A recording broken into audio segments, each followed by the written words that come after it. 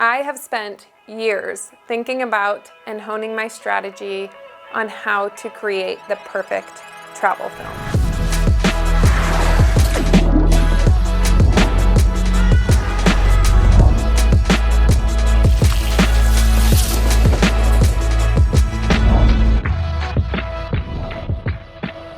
I'm Iz Harris. I make videos about everything from travel to mental health to interior design, really everything. I like to say that I specialize in telling stories about the beautiful and the hard. Today we're going to talk about travel filmmaking and how to really capture the essence of a place. Welcome to this episode of YouTube Masters.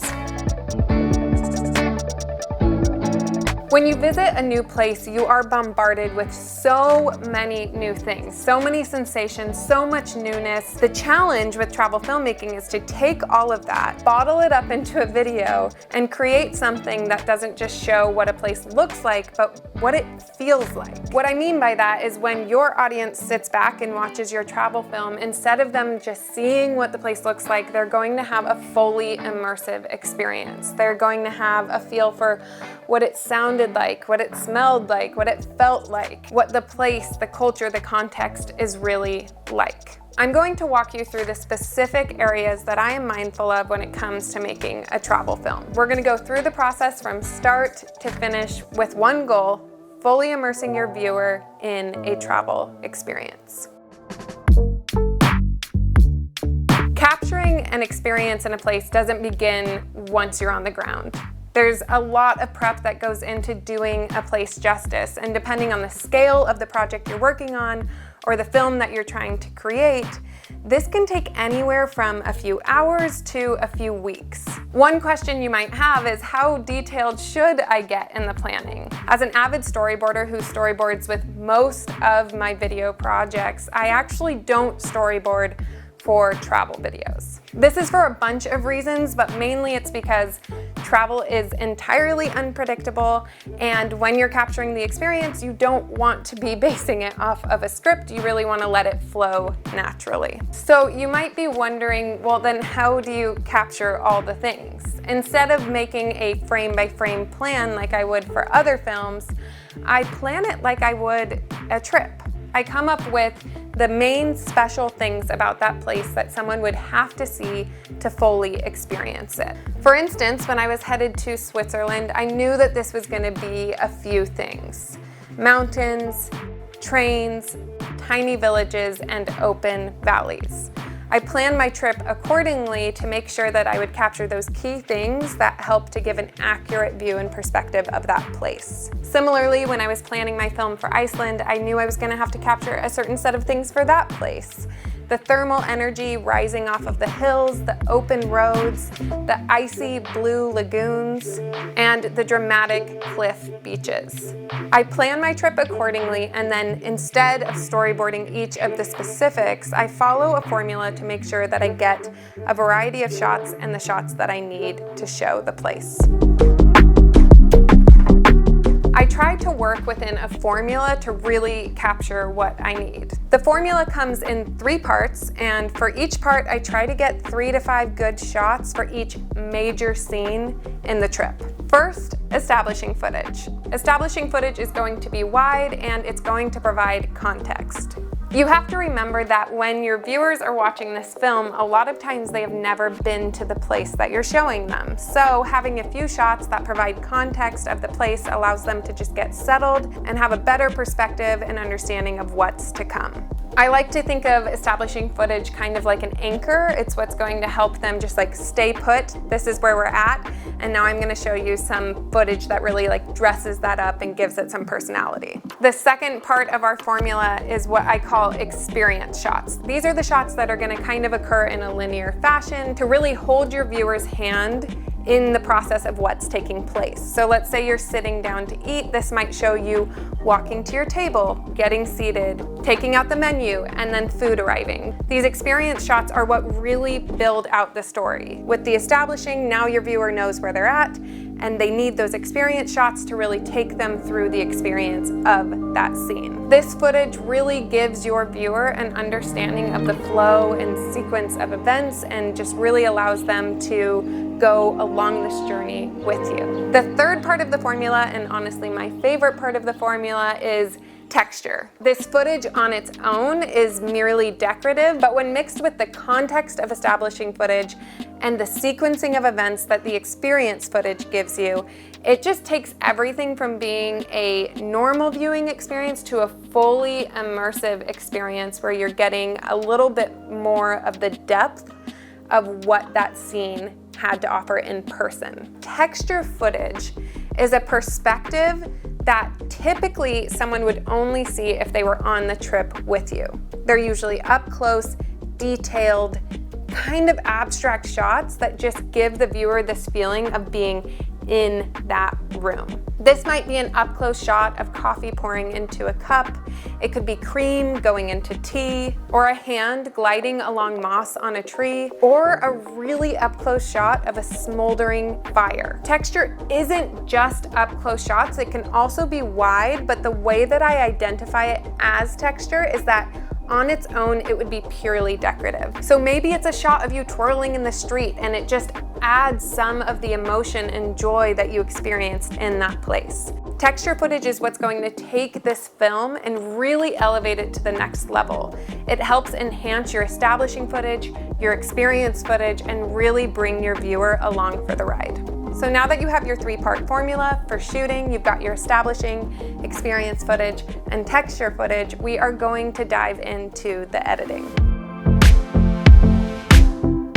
So you've gone to the place, you have captured all the scenes and all the things, and you've followed the formula to make sure that you got all the footage you need, and you just cannot wait to put it on that timeline. There are really three main things in the edit that are going to give your video the feeling that you desire. Number one is flow. Similar to the formula we talked about with shooting, your edit is going to follow a flow and structure throughout. So you're going to start with establishing footage of the place. This gives your viewer an idea of what the overall trip was like. I like to just pick some of the best shots from the trip, and it just really roots them and establishes them in the experience they're about to have. The next thing you're gonna do is introduce the place. This can be with an on-cam sequence where you're saying, hey, we're in Iceland, or you can use a title slate, just making sure you're giving that information as to where they are and what they're about to experience. And then from there, it's the series of those main scenes that take them through the experience that you just had on this trip.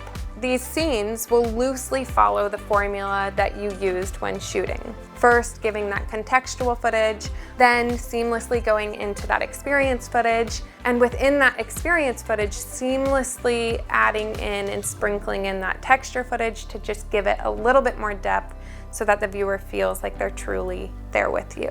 Now that you have your timeline down, this is where you get to start decorating your film, if you will. For years, I have been afraid of using sound effects. I was afraid that I'd use too much or too little, they'd be too subtle or not subtle enough. And the reality is that sound effects are a massive part of creating that fully immersive viewing experience, of really capturing the essence of the place that you just traveled to.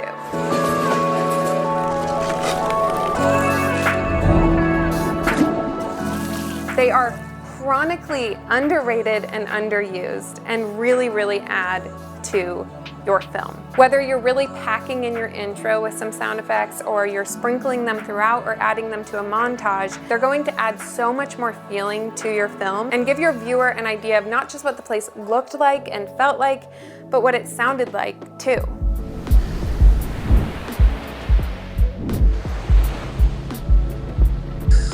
Listen, the more that you experiment with sound effects, the more natural it's going to feel. You're going to figure out the volume and the levels and how much is too much and how much is not enough. And throughout that process, you're going to be dramatically enhancing the quality of your travel films. Try out the sound effects, experiment with them, improve, learn.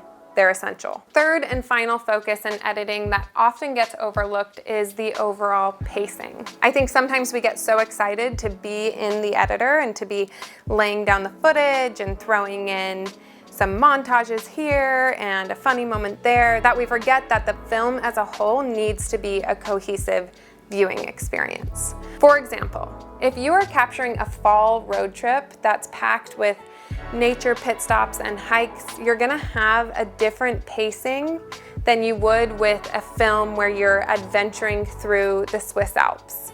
For both of those films, there's going to be an entirely different pace. That fall film might have a bit of a slower pace to it, so you're gonna be holding more of those establishing shots, allowing for slow moments to really unfold. Whereas with that adventure film, you're gonna be adding all the fancy editing, right? There's gonna be time remapping, a lot of quick cuts to maybe a beat of a song. You're going to be really trying to drive that energy up as much as you can. Depending on the experience that you just had in that place, you have to decide what is the appropriate pacing for this film. Does a film about a fall picnic with my family warrant time remapping and like really quick cuts? No, that would probably feel very out of place for the tone of what that experience was. Similarly, should my film in Costa Rica, where we were adventuring through all these different places, be really slow and gentle? No,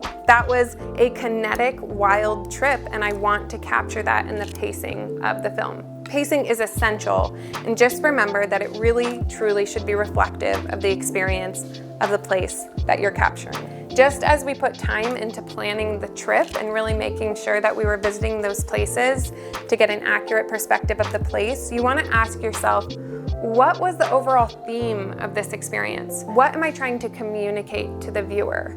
And then selecting your music, your pacing, your editing style based off of that. Editing is your opportunity to take a bunch of different tools and use them to create a cohesive, immersive viewing experience. Something that really directly translates to what you are trying to tell the viewers about the trip that you just had. Now that we've talked through the planning stages, the shooting stages, and the editing stages, I think you're ready to go create a travel film of your own. Following these tips should not only allow you to experience that place, but then capture it and really do it justice and create something where you can come back and rewatch it and relive it in its full glory. Thank you so much for watching. I hope that you learned a thing or two about travel filmmaking. If you would like to see more of my travel films or other films, you can head over to my channel.